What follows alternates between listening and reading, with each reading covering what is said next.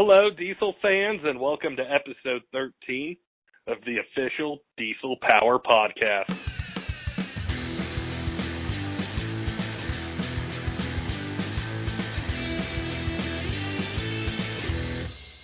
Our guest today is the man himself, Lenny Reed of Dynomite Diesel Products. Lenny's been in this industry since it started, and I'm pretty sure he's forgotten more than most of us will ever know when it comes to injectors and performance. We're lucky to have him on the podcast, and we're just going to jump right in and have some injector knowledge dropped on us. Well, we want to thank you, Lenny, for joining us on the Diesel Power Podcast today. We're excited to have you, and I know a lot of our listeners are really pumped up to hear what you got to say and give us some knowledge on injectors and pump modifications and racing and sled pulling and everything else. Well, I mean, it's definitely an honor to be on a podcast, first time ever for me, and, I hope not to fumble and mess up too much, but hopefully it grows the whole industry as a entire, and we can make the younger guys have a lot better chance of doing what we did wrong, only they can do it easier and better. It's really the key, and it's come up a lot in our conversations with guests, is all the tremendous, information and experiences that, guys like yourself have been through. You guys have been there and done that. And the new guys coming in, we can look towards what you've done and the lessons you've learned and save ourselves a lot of time. Yeah, for sure. And, I guess I started into this like 99, 2000, and, back then there wasn't an ARP head stud. There was no chipping of a truck. It wasn't plug and play. It was, fairly difficult, you had to kind of, and really like way back then it was like this weird cloak and dagger, like black magic. Nobody wanted to talk about what they knew or what they did and, what delivery valves or what kind of tricks they had in their pumps. Like everybody kept it really, really, really secret, like they were going to make $1 million by having the secret. And, in the end, time is showing this, if we all share information and we all like try and progressively get things better, that, we're all going to become stronger as a unit and the trucks get better and they last longer and, racing becomes more fun to watch, whether it's sled pulling or drag racing or whatever, right? If it's always breaking and it's always blowing up, then, everybody kind of fails as a whole. But if we can put on a really good event, and I dream of the day that one event goes without something breaking or blowing up and everybody's successful, Yeah, that's really kind of the goal, and it's gotten there. I came in way later. I was talking with Clint from ATS about the old days, and even some other guys, and to me it seems so far off, but it's come a long way, and where it's going to go, in the next 3, 5, 10 years is really exciting. It is. It's really cool, and Clint, he's been one of the guys that I've kind of known throughout almost since day one, really. And, like back in the day, like May Madness in Las Vegas was a huge deal. Like that was where everybody with a Dodge truck went. BD was there. And, the first dyno event I ever went to, I made 505. BD made 745. Diesel Dynamics made 755. No, it was like 5. And, those were just crazy trucks. Like that was a big deal back then. And there's actually been it's huge progress, but we are kind of like, in the infancy stage of what's going on now that we've got enough people buying parts. We can get good engineers to, help make parts and CNC guys, like you get a guy like Drew from D&J Precision that's, specializing in just what he does.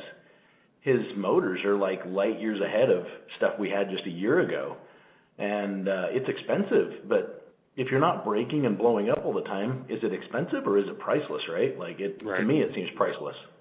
Well, definitely. So, and I did buy one of his motors this year, and the guys, I text him, I call him, and he is working his ass off morning, noon, and night trying to get everybody's stuff done. And the way that, every one of us is using these motors differently, he's learning a lot still on what's going to break. And, like 6.7 liter Cummins crankshaft, like when you load it on the dyno, 3,200 foot-pounds of torque, and it breaks the crankshaft like in 3 chunks.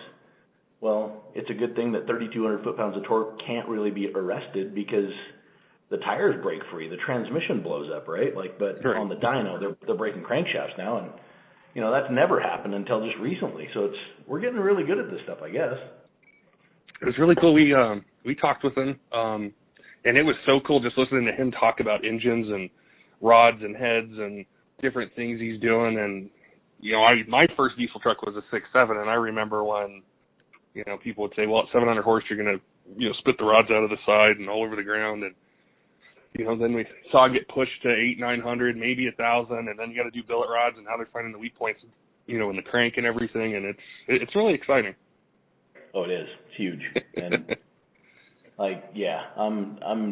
he's next level with like engines. Like, we build motors here. We build like 2 motors a week at our company, but it's, I'm still buying one of his motors for my race truck. Like, that's all there is to it. Like, when you want next level, when you're trying to push 2,000 horsepower, you need to make sure that you've got the baddest of the bad with the biggest valves and the best springs. And, currently we've been working on rocker arms now for like 2 months, but when he saw the turbochargers that I'm using on the call-out truck, like, he was like, dude, what the fuck? Like, that.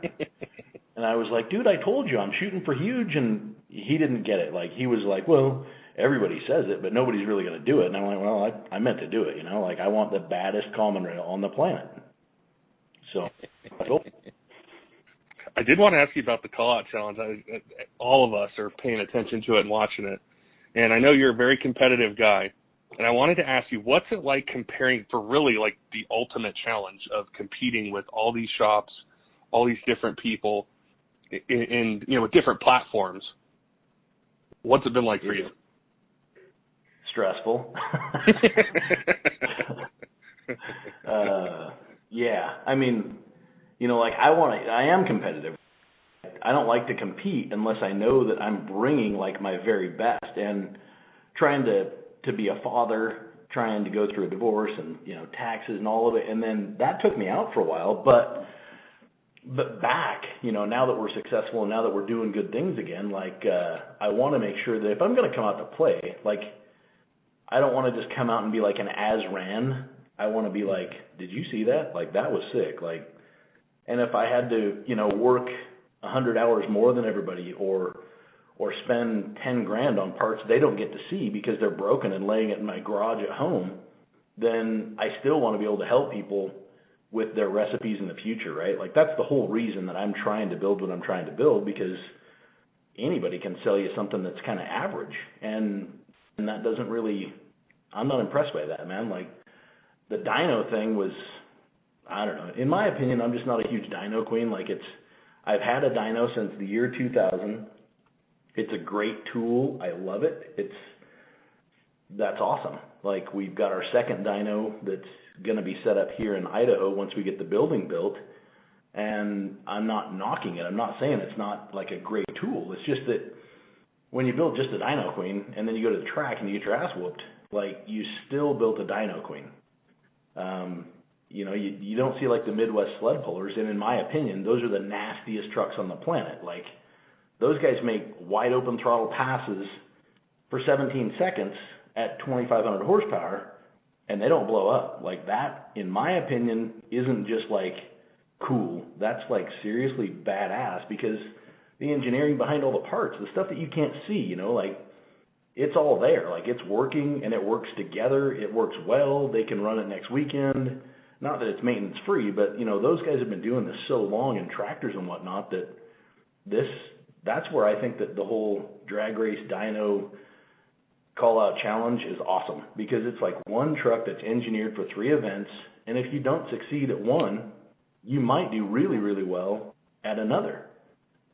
But if you blow up on the dyno, you're going to work your ass off that day to try and make it for round 2, right? And I'm not going to come out and try and swing for the fence on the dyno. I don't plan on taking last, but I do want to make sure that at the end of the 3 events, I come out with something that's well engineered and well rounded and surprises people. We're really excited to see that event, go down and see all the cool things that come from it. And that's really, what happens in this event and pushing the envelope. It transfers itself to the industry in general, with parts that we'll be able to buy in 6 months or a year, or do things to a Cummins or Power Stroke or Duramax. that's going to be really exciting to see what happens. Oh, this whole thing, like all of the companies that are involved in it are badass companies. Like everybody is trying to do something special because they know that this is the chance for all eyes on us. Yeah. And believe me, man, like we're currently, 5-6 weeks away from the event. My triple CP3 kit is still being kind of re-engineered. My chassis guy still has my truck. My cylinder head and rocker arms aren't yet done. They're like in Ohio. My short block stuff just showed up last week. So really, like the only thing I've had is 3 turbos, and then to round up all the steel for, fabrication of that, there's just so many things to do with that truck. And then transmission, none of it is worth having if you don't have a transmission that's going to be able to put it to the ground. So I'm stressed out of my mind, but it's going to be a good event, and it definitely it makes you focus. I kind of think if we were like world's strongest men or whatever, like you've got to get to this day, be healthy, you've got to be on your game, and you've got to be as strong as you can be for that one day. Like the next day, you can do whatever you want, but from now until then, it's all about training for it. That's how we're treating it. Absolutely. And it kind of leads into another thing, which some of our listeners have asked, and I wanted to ask you, is the process of building a business. It's what you just said with being the strongest you can for one day, but building a business, it's like you have to be that every single day. And so I wanted to ask you, what inspired you to start a diesel company, and how did you keep going for as long as you have with the great service and products and vision, that Dynomite Diesel Products has? Well, I guess for listeners that obviously probably everybody has watched Orange County Choppers, and Paul Sr. was my dad to a T. He was big, he was scary, he would throw cylinder heads at me. It was not cool working with that guy. But in his opinion, he was a machinist and a mechanic, and he was second generation, so everybody should just be that smart in his opinion, right? And working with him was pretty tough. So when I was a kid trying to keep my own junk on the road, I would be in his shop, whether it was my motorcycles or my snowmobiles or whatever, and I was always, he made me feel like a pain in the ass. And then as I went and started putting motors in my own pickups and whatnot, I was always a pain in his ass. He didn't like me there. He made it pretty apparent that he didn't want me to be a mechanic. And then, I got out, I started, I was actually working for a cellular company, doing maintenance and repair and construction on cell towers, which was an awesome job. I loved it. It was wonderful. It was, I was a kid and it was scary, so it was a lot of fun. But as I had kids, there was days I would go to work and not come home for a day and a half, and I would work straight through the night because we had the snowmobile into cell sites and got to use helicopters to drop propane to mountaintop cell sites that were buried in snow. And when you're a kid, that was all fun stuff, but I could definitely see that having to come to an end at one point. And then once my dad passed away, I had a full-time job working at a hydroelectric plant, basically being a Homer Simpson. You just sit there and watch generators make electricity, and it was horrible, man. It was really horrible. And I worked with a lot of old dudes, and they always, they talked about how they hated their jobs and how, and it was an environment that was toxic for me because, after my dad passed, even as hard as he was on me, it's not that I didn't love him or whatever. It's just that, I had so much respect for the guy that being in an environment that was toxic was really screwing with my brain. So I quit and started this diesel thing completely because my dad had actually left about 200 car titles. If you can remember those old bank deposit bags, I'm kind of dating myself now, but yeah. My brother and I, we had these bank deposit bags that were just stuffed full of car titles.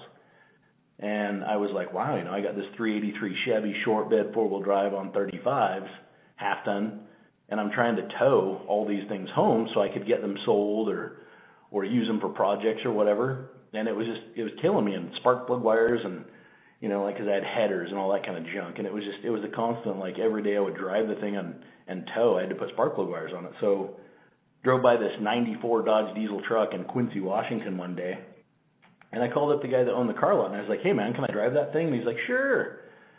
And he called me up like 10 days later, and he's like, hey, you want to buy that truck? I said, yeah, I already mailed you a check. And he's like, oh, okay, cool.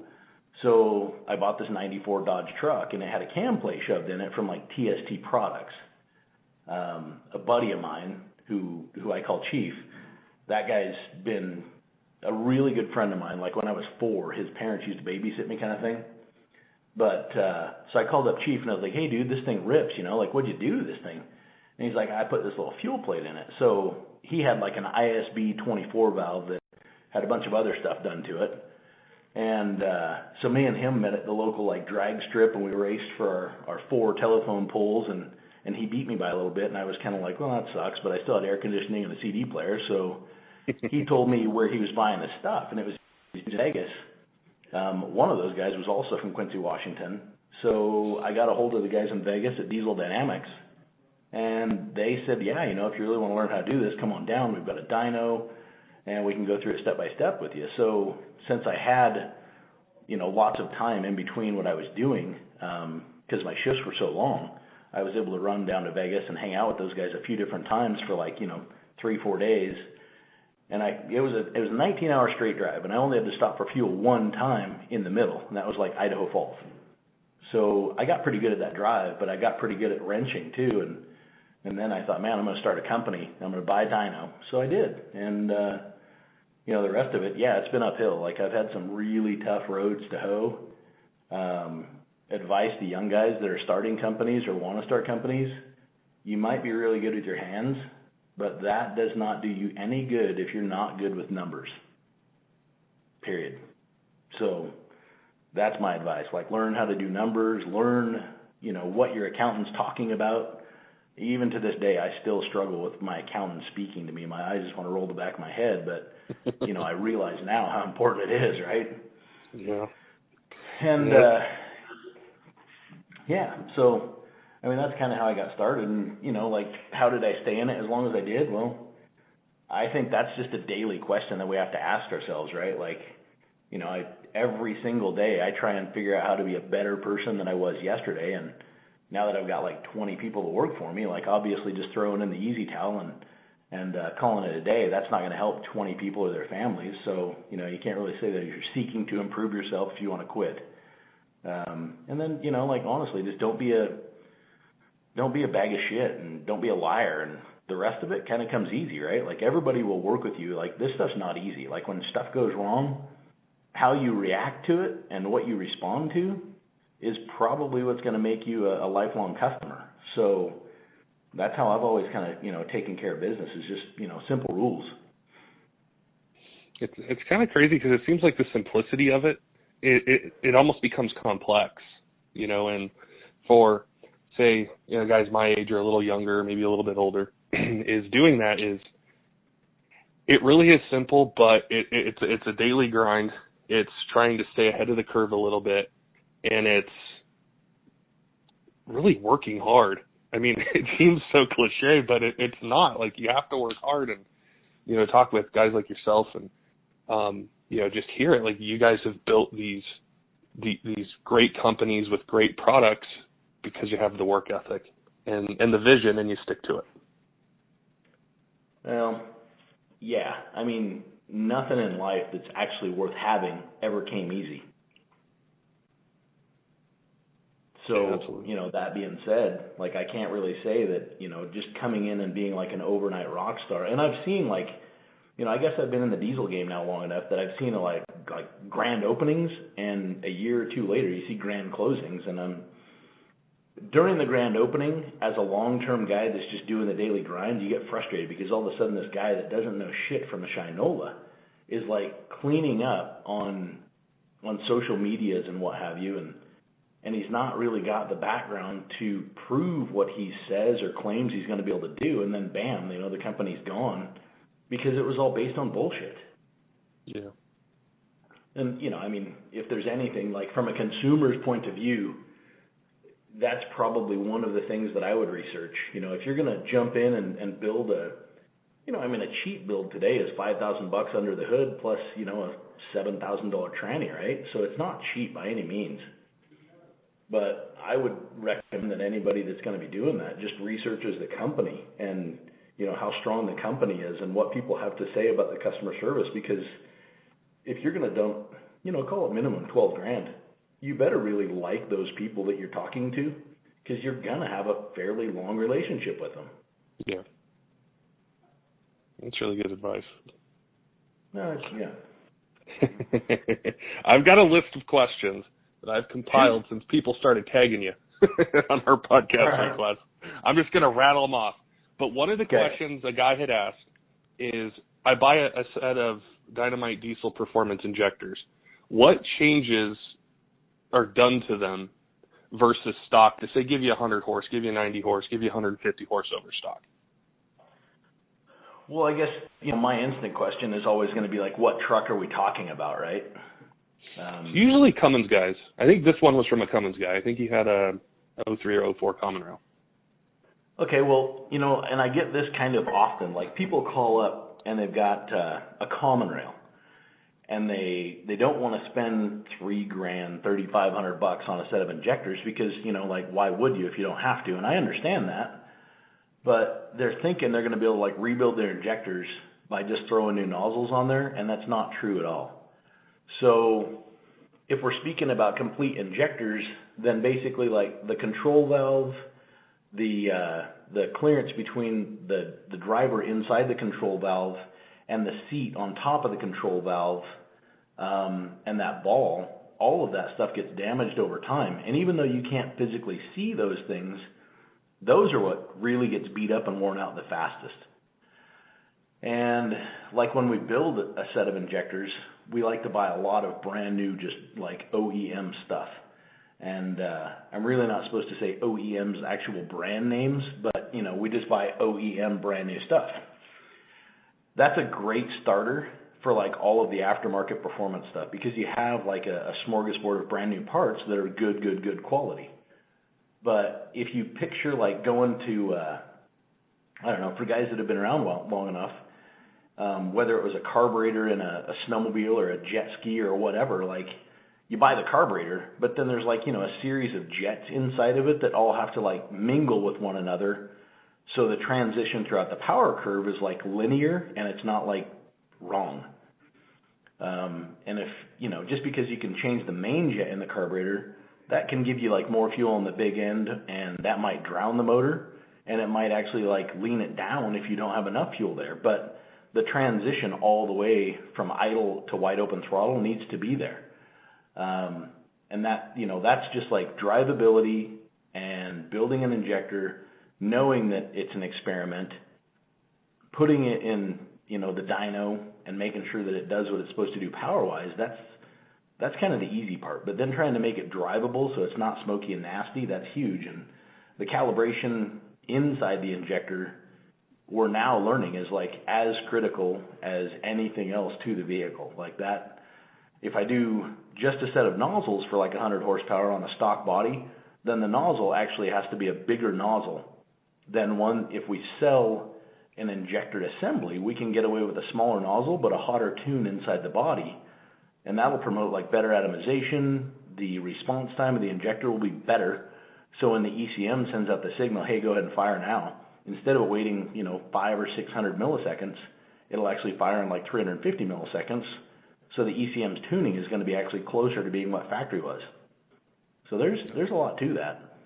Oh, gotcha. And that was another question, and you tied it together with, inadvertently, I hadn't asked it yet, but the difference between a Reman injector and a new injector, and the quality and consistency and that linear, say, predictable performance of that injector.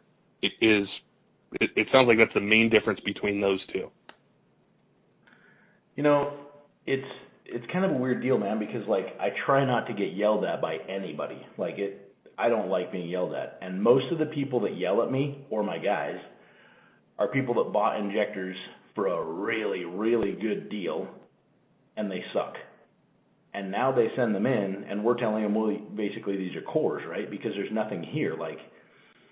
And they get pretty upset because they just spent, $1,200 on a brand new set of injectors. Well, if you can purchase a new set of Reman injectors for what the injector core price is, you should be smart enough to know what you're really buying. But if you weren't, because, you're uneducated, you're new to the industry or whatever, then it's unfortunate because you just got jammed for $1,200 or $1,500. And, there are a few companies that what they do is they have like a line on cores. They wash them, they put some decent looking nozzles on them, they make them look pretty, they throw them in a test stand, and those test stands get parameters programmed into them that we get to choose. Like, when I bought my test stand, it didn't come with a test plan really in it. We had to make that test plan on our own. And throughout years, we've changed that test plan. But if it passes their test plan, then it passes as a Reman injector. And if it sucks in your truck, then they might send you a new one.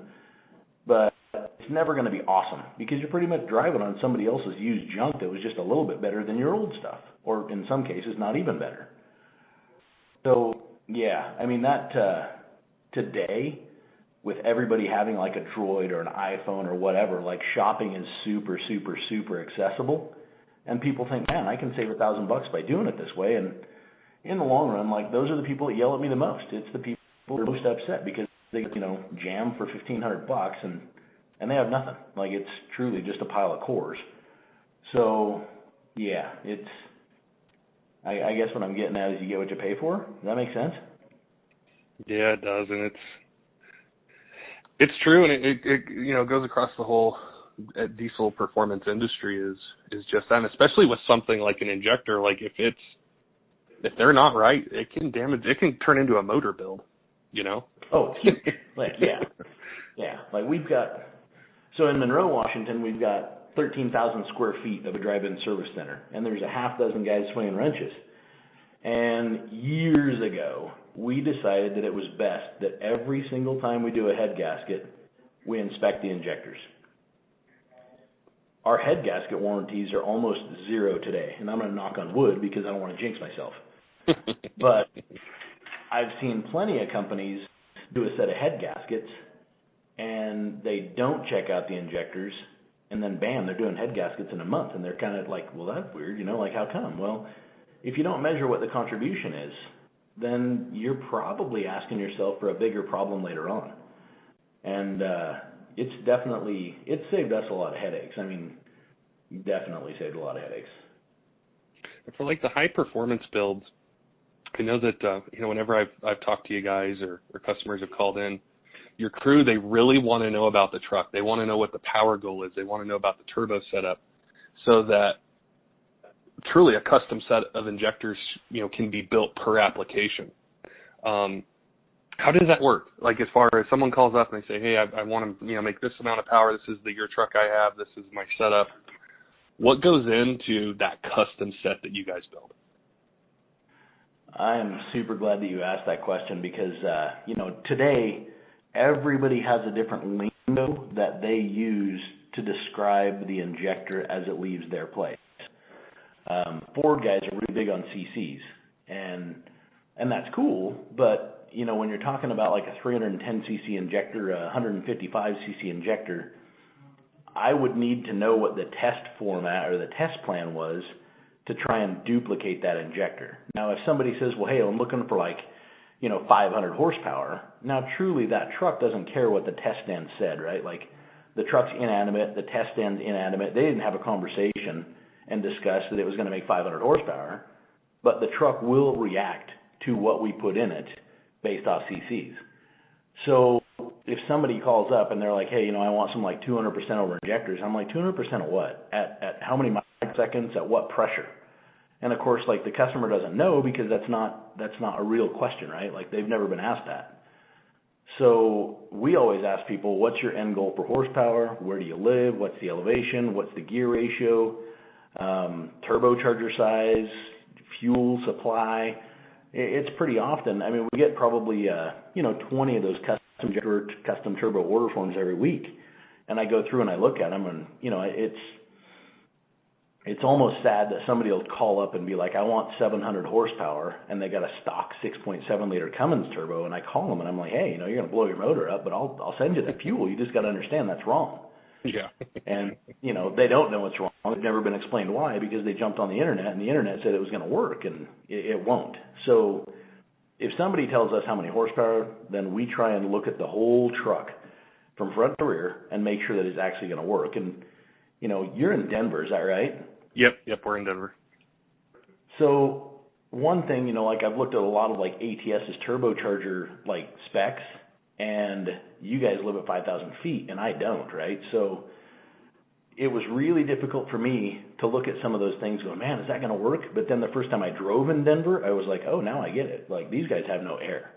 And it when you're trying to prescribe all that stuff, it's huge. You know, you really need to know the turbochargers and the gear ratios, because if the guy's got 38s, you know, on like 373 gears, that thing's going to be horrible if you turbocharged it for 800 horsepower, because it's never going to actually get to the RPM where it can make 800 horsepower.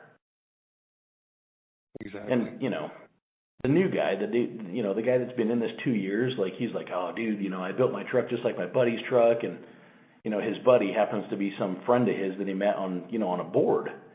And he doesn't realize that the guy in North Carolina is living at like sea level, and he's got 35s. That's why his truck works and yours doesn't.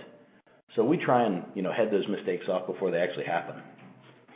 That's really cool. And it builds that confidence, too, that when you call Dynomite and you order a set of injectors, it's not just a run-of-the-mill something, you know, pulled out of a box and here you go.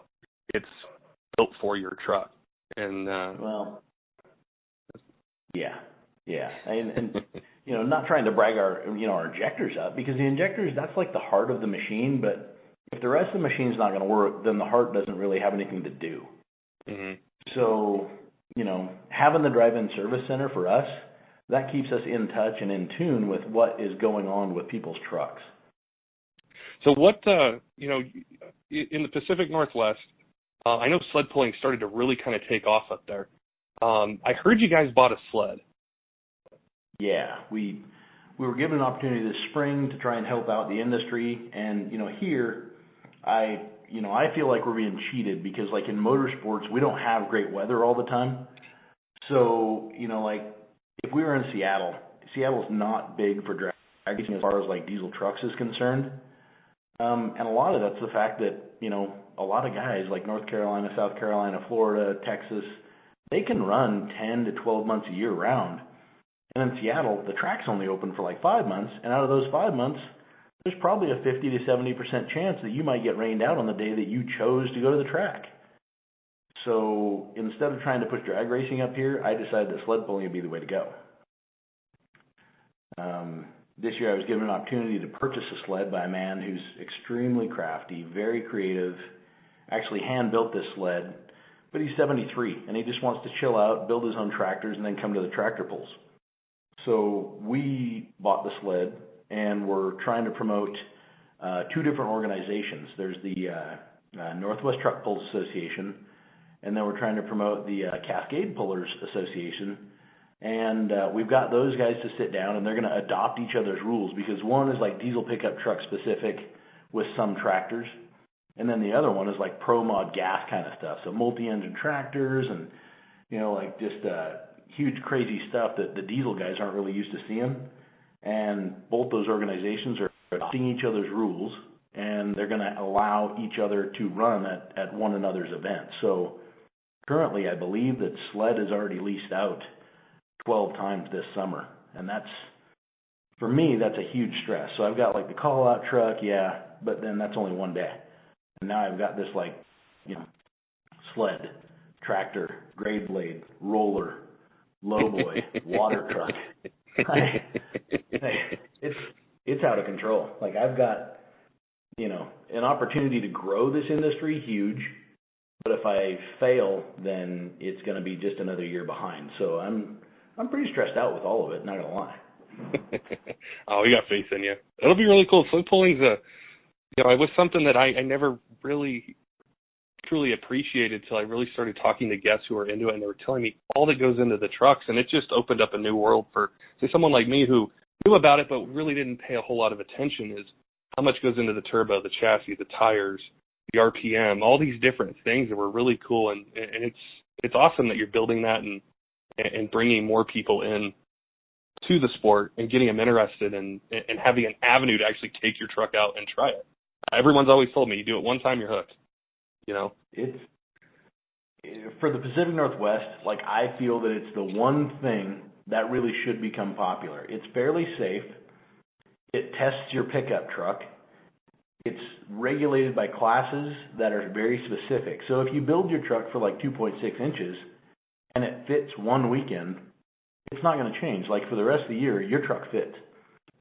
And at that point, it's all just, you know, it truly is just tires, air pressure, where you put the weight, how much weight, hitch height, like all of that stuff comes into effect. And then any 2.6 inch turbocharger isn't the same as every other 2.6. Just because it worked awesome on his truck doesn't mean it's going to work with a crap on your truck because of gear ratios and transmissions.